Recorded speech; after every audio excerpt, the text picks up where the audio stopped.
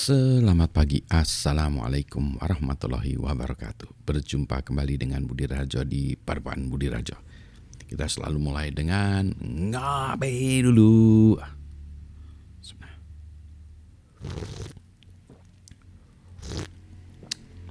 Selalu sedap. Kopinya ini dari campuran Toraja. Apalagi ya, lupa. Aduh, saya lupa ya. Oh iya, Toraja Balikin Tamani sama Aceh ya. Nah, asik lah.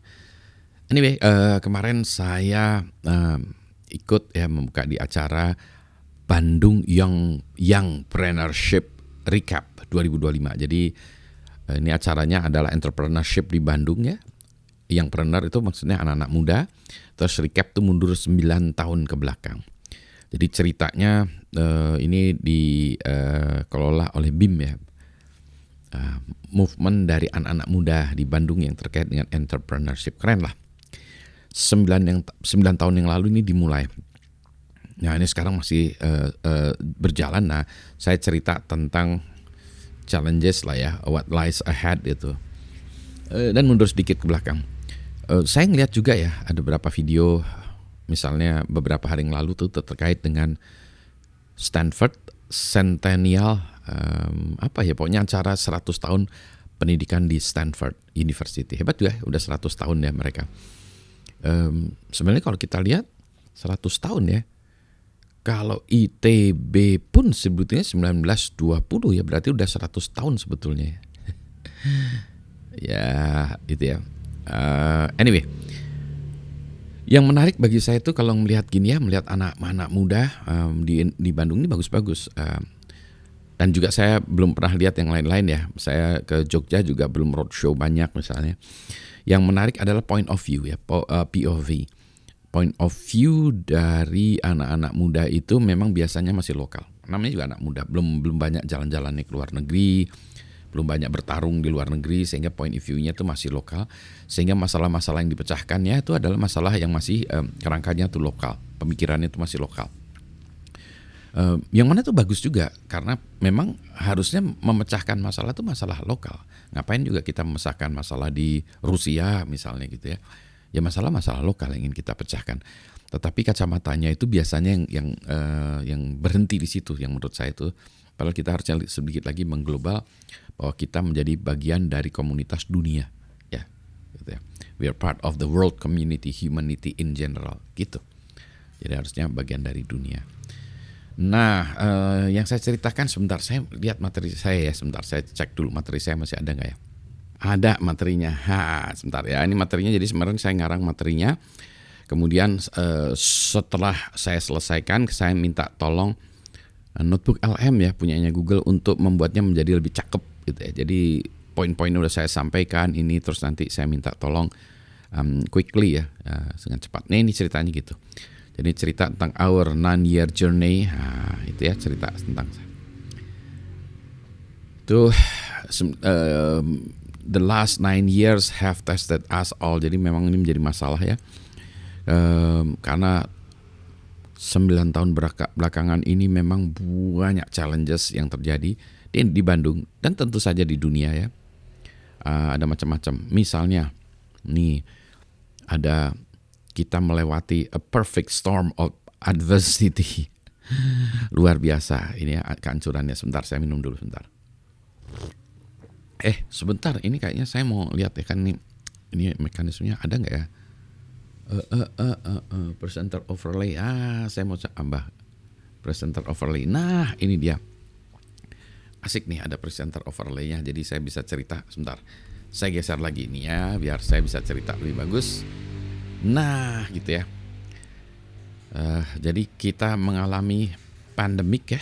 Ini ya, pandemik COVID-19 itu jahatnya luar biasa. Tidak hanya mengambil manusia juga, nyawa manusia, tapi juga mengambil nyawa dari banyak perusahaan. Jadi banyak perusahaan yang gagal beroperasi ya. Ini dari gara-gara pandemi COVID-19. Nyaris semua perusahaan yang saya lihat itu jatuh semua. Kecuali semuanya jatuh semuanya. Ya, semuanya jatuh. Tapi yang nyaris balik lagi nggak ada hanya satu. Yang saya melihat ada satu perusahaan yang bangkit kembali membuat V-shape ya. Jadi hancurnya tuh jos itu, terus ada yang balik lagi yang V-shape kayak huruf V gitu ya, huruf V gitu ya. Anjlok luar biasa, balik luar biasa, itu hanya satu. Yang lainnya anjlok luar biasa terus datar. Kayak huruf L shape ya, L shape. Itu naik sedikit ya. Jadi kita ini belum sampai kepada masa sebelum COVID ya. Jadi perusahaan-perusahaan banyak yang belum sampai sana. Jadi ini luar biasa. Jadi di Bandung pun demikian, banyak perusahaan yang gagal, ya, company failures ya. Terus ya itu ya, makroekonomi ini juga menjadi masalah ya. Bleak economic cycles itu maksud saya itu makroekonomi di Indonesia ini masih kurang baik ya. Tapi di luar negeri juga sama ya. Di luar negeri juga ekonomi cycle-nya ini masih kurang sip lah ya. Kemudian ada natural disaster yang kami ya kita akan semuanya mengalami ya di Sumatera ini sedang ada bencana banyak sekali. Di seluruh Indonesia juga kita mengalami bencana yang memang sekarang yang paling berat itu di Sumatera, yaitu Aceh, Sumatera Utara dan Sumatera Barat. Ini memang natural disasters ya. Lepaskan pro dan kontra, tetapi ini untuk menunjukkan bahwa memang ini disaster ya. Dan Indonesia ini memang kita hidup di ring of fire. Jadi orang Indonesia itu termasuk yang nekat. Kita itu di dalam kehidupan ini memilih tempat yang mana ini tempat-tempatnya itu daerah yang berbahaya ya. Ring of fire, tempat gempa, tempat gunung meletus, sehingga itu ada tambahannya lagi ya, banjir, longsor dan seterusnya gitu ya. Ya memang begitulah ya. Tapi itu tidak masalah juga sih sebetulnya selama kita paham terhadap alam dan kita merespon terhadap alam ya. Dalam artian kita merespon membuat alam itu jangan kita terlalu rusak ya. Kemudian kita juga berbaik juga kepada alam, menggunakan teknologi untuk memperbaiki alam gitu ya. Jadi gitu. Tentu saja yang terakhir ini ada pervasive bad business practices. Ada beberapa kejadian yang menunjukkan banyak perusahaan-perusahaan itu yang menjalankan perusahaannya tidak dengan baik ya. Mungkin serakah, rakus, salah, bodoh gitu ya. Nah ini ya yang harus. Tapi intinya adalah selama 9 tahun ini di Bandung ini teman-teman ini ya, adik-adik ini mengalami masa yang sulit-sulitnya ya. Ya jadi gitu. Next. Nah, but beneath the surface a foundation was forged. Jadi di bawah itu tadi ya, kekacauan itu kita punya jadi kemampuan untuk kita survive ya. Itu memang ada ya. The very infrastructure of our digital world was quietly undergoing a revolution. Jadi ini memang sekarang ini kita fondasinya makin kuat. Kalau kita lihat apa yang terjadi, nah yang terjadi adalah the unseen explosion in computing capabilities. Jadi kemampuan komputasi saat ini tuh ya, menaik tuh ya dari sini eksponensial naiknya. Dan sekarang kita berada pada titik yang ini ya paling tinggi ini di sini. Jadi itu maksudnya apa? Kayak komputer dulu, komputer ya mungkin kalau kita mundur 9 tahun yang lalu aja, 10 tahun yang lalu tuh ya, satu dekade atau satu orde itu luar biasa ya, kemampuan komputasinya luar biasa. Sekarang itu CPU luar biasa ya, GPU, memori dan lain sebagainya. Sehingga yang dulu-dulunya tuh susah sekarang secara computing ya, dari kacamata computing itu sudah solve ya. Jadi kita sekarang adalah solutions looking for problems. Jadi kita ini ya luar biasa. Ini memang didasari oleh kemampuan semiconductor ya, teknologi semiconductor dan electronics yang meloncat ya, masih luar biasa ya. Nah ini juga kalau kita lihat ya dari segi katakanlah dari segi arsitekturnya aja lah gitu ya. New architectures are rewriting the rules of computation. Nah ini coba contohnya ya. Kalau dulu kita hanya punya CPU ya, sekarang kita udah ada yang namanya GPU, graphic processing unit, yang bisa melakukan parallel task, yang mana ini tadinya digadang-gadang hanya di blockchain gitu ya, gaming blockchain, tapi ternyata bisa juga untuk komputasi yang AI intensif ya. Jadi ini luar biasa. Nanti mulai meningkat karena di belakang layar itu teknologi yang dibuild-nya AI itu banyak menggunakan TensorFlow ya, maka muncullah TensorFlow processing unit. Jadi prosesor yang didesain untuk memproses tensor ya, TensorFlow hanya si Google ya.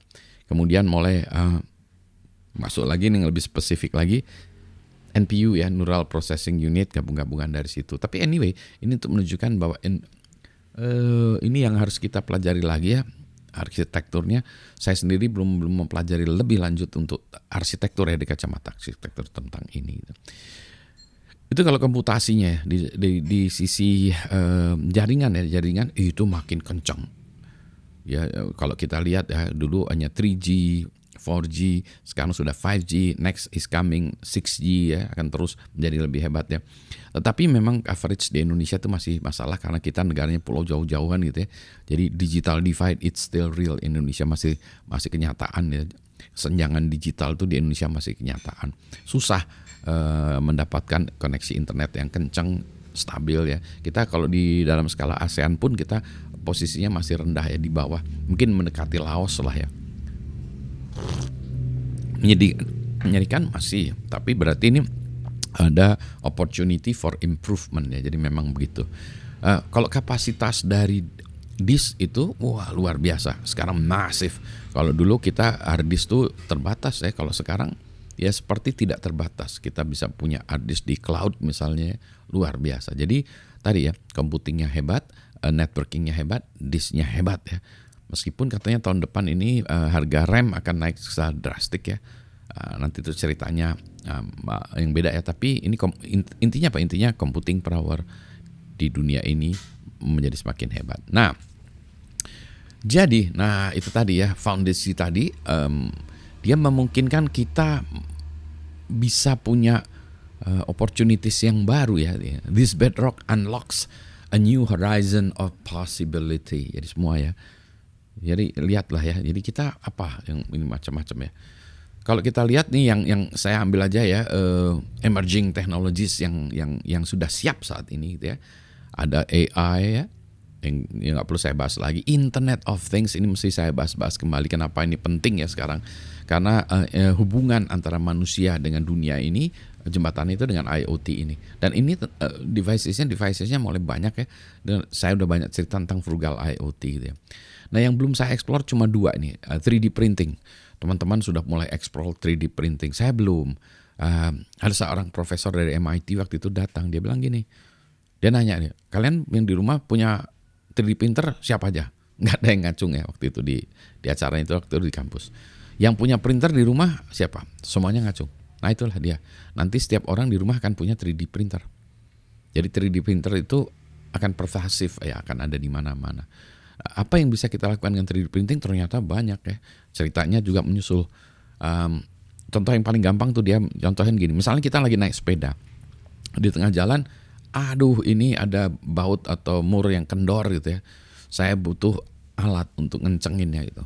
Alatnya di rumah. Nah, di pinggang kita itu ada portable 3D printer ya. Jadi kita tinggal pakai HP kita download toolsnya tadi, kita printkan ke 3D printer, jadi alatnya itu bisa dipakai untuk ngecengin mur, baut, sekrup gitu ya di sepeda kita tadi ya. Jadi seperti itu ya. Nah kalau quantum computing ini, waduh kepala saya udah nggak mampu. Jadi kalau adik-adik, anak-anak yang masih baru ya, cobalah belajar quantum physics karena ini masa depannya luar biasa. Bagi orang tua kayak saya udah nggak sanggup. Ya karena kita ini seperti buku yang sudah banyak ditulisi, sehingga kalau kita mau menghapus tulisan itu ya, dengan menatanya dengan cara pandang yang baru, udah susah.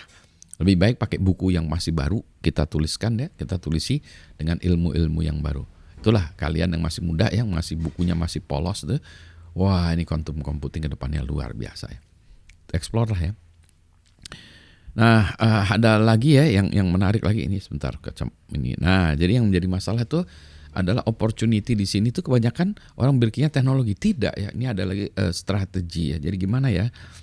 The most resilient and successful ventures of the next decade will be those designed differently. Jadi nanti mungkin perusahaan-perusahaan di depan akan berubah bentuknya beda ya.